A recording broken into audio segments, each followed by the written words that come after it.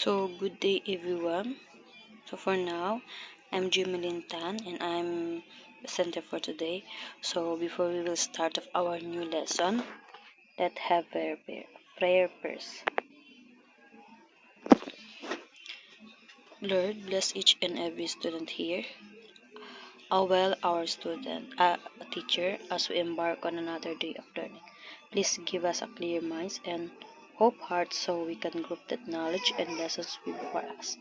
Help us to be attentive and let your wisdom guide our student. Amen. So for now, we will discuss the trace minerals. These trace minerals, it is important to know ano yung mga dapat um, ano yung mga dapat na minerals na kinakailangan natin para sa ating katawan para mag-function yung mga organism natin. So, we have trace minerals are needed in amount less 100 mg per day, and they are present in the body in amount less than 500 grams. It is important trace minerals include iron, cobalt, copper, zinc, and manganese, molybdenum, iodine, and selenium. These are also called minor minerals, with minor referring to their amount as opposed to their importance. So when we say trace minerals, ito yung kailangan nating amount para ma-less yung 100 milligram per day natin. And also nagre-represent din ito sa body natin, and also nagre-represent din ito sa body natin in amount less than 500 grams. So it means kailangan natin ang mga trace kailangan natin mabawas ng gram per day para is ang organism natin is mag-function ng mabuti. And also these are some importance na na-include dito sa trace mineral: iron, cobalt, and zinc, and many more. So and this example of trace minerals, tinatawag na ito sila na minor, which means ito yung pinaka mababa or minor, or parang mababa siya, mababang mababang amount para mababang amount to oppose to their importance. So we have an example. First is copper. Copper is essential to all living organisms as a trace dietary mineral because it is a key constituent of the respiratory enzyme complex citron oxidase. So ang copper is ito yung it is an essential namumuhay siya sa ating organism. So especially because is a key consistent of the respiratory enzyme complex citron oxidase. So, the human copper is found mainly in the liver. The human copper is found mainly in the liver, muscle, and bone. So, ang copper is matatagpuan ito siya sa human, kumbaga sa mga liver and bone. The adult body contains between 1.4 and 2.1 mg of copper per milligram of body weight. So we need to so kailangan natin ng copper ito, especially kapag adult, para ma-maintain natin yung 1.4 and 2.1 milligram kilogram or body weight natin. So which sources of copper include oyster, beef, and lamb liver, Brazil nuts, blackstrap, molasses, cocoa, and black pepper. So here the one example para ma-maintain natin yung weight natin and of course yung copper natin para mag-stay in siya is kailangan natin itong mga seafood yan. include oyster, beef, and lamb liver Brazilian. And good sources include lobster, nuts, and sunflower seeds, good leaves. So here are the some example of kailangan natin kainin or i-take para ma-maintain natin yung bigat natin sa katawan and um, magiging ano siya, magiging ma-maintain yung ano natin, yung taas ng bigat ng katawan natin.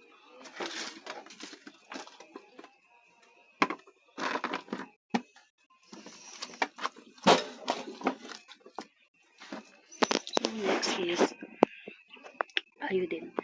Iodine is found in the thyroid hormones. Iodine deficiency affects about 2 billion people and it's the leading preventable cause of intellectual disabilities. So, yung iodine naman is matatagpuan nito sa thyroid hormones natin. And especially kapag hindi ito siya maaagapan, may tendency is maging disability. So, in here, madaming mga people or there are many people na kukus ng ganito dahil sa thyroid hormones natin. So, nagiging intellectual disability dahil sa kakulangan ng nutrients sa katawan natin. So, iodine is an essential element for life and is the heaviest element commonly needed by organism. So, yung iodine naman is one of the most important essential element for the life and especially commonly na namumuhay siya sa living organism. And it is required for the synthesis of the growth-regulating thyroid hormones. Thyroid hormones, thyrones, and threotem. So, T4 and T3 respectively named. So, thyroid hormones and thyroid and tritodothyroid. So, here, sample ng tinatawag sa kanilang T4 and T3 respectively named after the number of iodine atoms. So, iodine is, yun na nga, iodine is the one of living organism na makikita nito iodine, makikita ito sa thyroid hormones. So, kapag yung iodine na to, kapag hindi siya maagapan, so may tendency is magiging intellectual disability ka. And bakit nga? Kasi nga, kulang kasi mga nutrients na kinakain mo na kailangan mo pa. So, as soon as possible, so we need to take care of ourselves before hindi tayo magkakaroon ng ito. So, next is iron. Iron plays an important role in biology, forming complexes with molecular oxygen in hemoglobin and myoglobin. These two compounds are common oxygen transport proteins in vertebrates. So, iron, the one of the example sa role of biology is nagbibigay ito siya ng complex or nagiging complex ito siya sa molecular oxygen. So, which is tinatawag na hemoglobin and myoglobin. So these two compounds is common to siya sa oxygen transporting proteins in vertebrates. So iron also metal at the active site of many important redox enzymes dealing with cellular respiration, oxidation, and reduction in plants and animals. So iron, one of the example iron, ito yung nakakatulong para sa magiging energy yung katawan natin and also naman is it is a give to have nutrients yan. And also a human male of average height has 4 grams of iron in his body. So sa male naman is kinakailangan ng average of iron is 4 grams of iron sa katawan nila.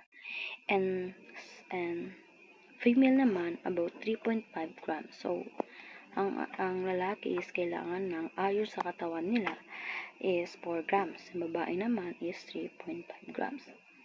So this iron is distributed throughout the body in hemoglobin, tissues, muscles, bone marrow, blood, proteins, enzyme, ferritin, hemosiderin, and transplant plasma.